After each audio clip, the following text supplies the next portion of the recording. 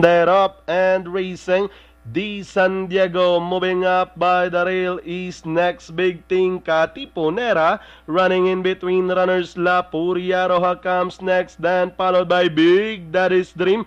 Getting better is the early trailer as they pass the 900 meters pole. Now we have next big thing takes command running alongside the San Diego. La Furia Roja racing in third. Then here comes Big Daddy's Dream. Now arriving at the race 2, getting closer, catching the third spot with next big thing, the San Diego. Big Daddy's Dream now racing in second on the outside as they race at the final corner. Next big thing leading the field with Jet Zarate.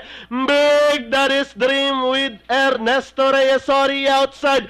Big Daddy's Dream running on the outside. Next big thing by the rail. But next big thing, Big Daddy's Dream leveling up, moves up to grab the lead, and finally Big Daddy's Dream next big thing. The San Diego La Furia Roja Katipunera and getting better.